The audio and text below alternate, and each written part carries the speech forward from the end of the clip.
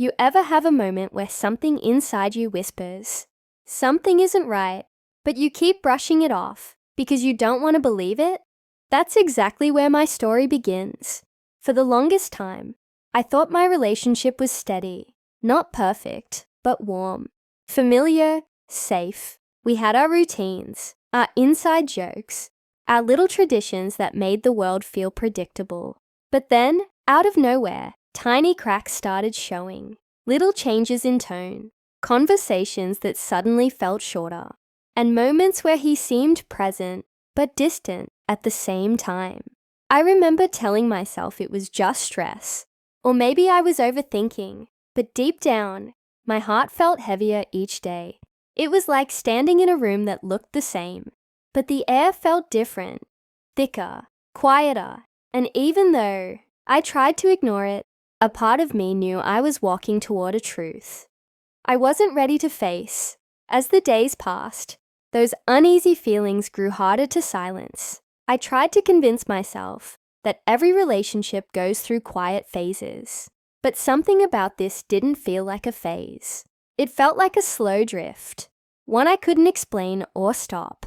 He started guarding his phone in a way he never used to. He'd angle the screen away from me, laugh at messages he wouldn't share, and suddenly step outside for quick calls. These were small things on their own, but when you love someone, you feel shifts even before you see them.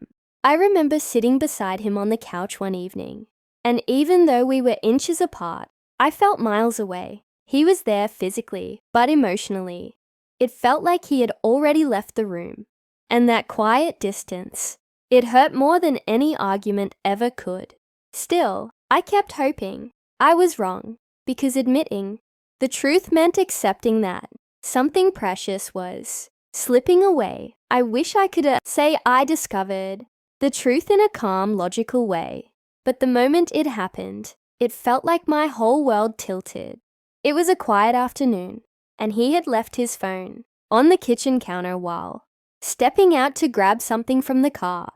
Normally, I respected his privacy without question. But that day, the screen lit up with a message preview that stopped me cold. It wasn't the words themselves. They were harmless on the surface. It was the tone. Too familiar, too warm, too secretive. My heart began to race, and suddenly all the little signs from the past weeks snapped together like pieces of a painful puzzle. I didn't open anything. I didn't scroll. I didn't snoop. I just stood there, staring at the phone, realizing that the distance I'd been feeling wasn't in my imagination. Something had shifted between us, and I could no longer pretend it hadn't.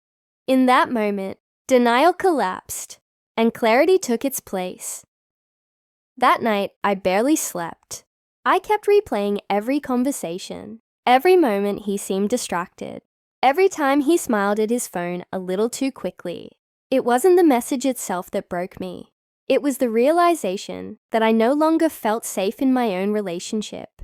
I didn't want to jump to conclusions or accuse him without understanding the full truth.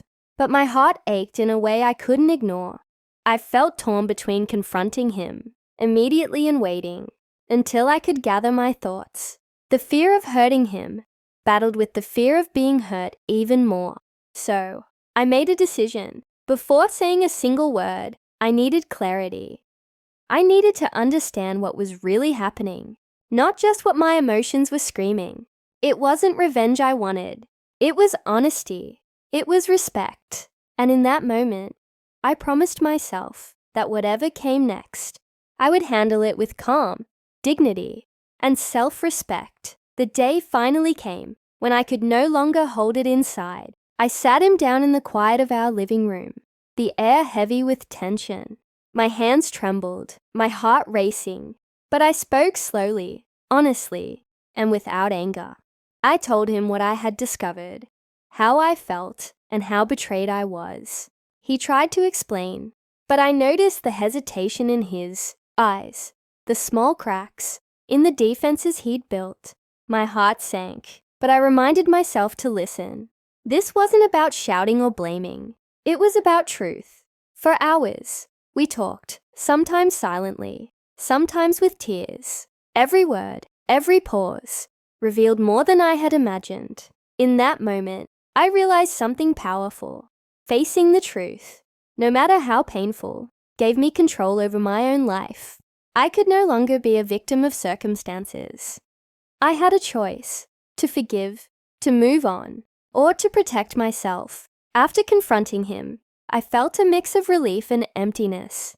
The weight of secrets lifted, but reality set in. I needed to take control of my own life. For so long, I had let his choices dictate my happiness, my trust, my peace. Now it was time to set boundaries. I started by focusing on myself, my routines, my goals, and my emotional well-being. I reached out to friends who truly supported me and leaned on their understanding. I reminded myself daily that his betrayal did not define my worth. Every step I took was intentional, removing toxic patterns, limiting unnecessary contact, and creating space for clarity. I also allowed myself to feel fully: anger, sadness, even confusion, without judgment.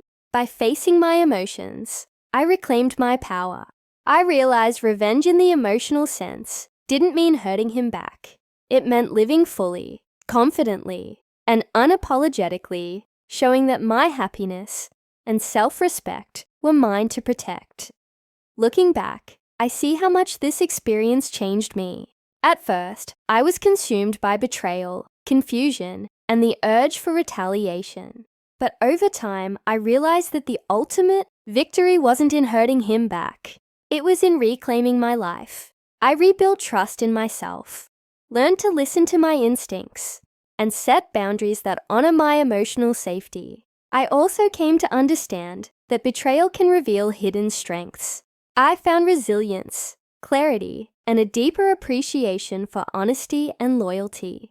The heartbreak taught me who I am when no one is watching, and how important it is to prioritize my own well-being. Now, when I think about him, I feel calm rather than anger. My life is no longer dictated by someone else's choices. I share this story not for sympathy or judgment, but as a reflection. Sometimes standing up for yourself and choosing self-respect is the truest form of empowerment. What would you have done in my place?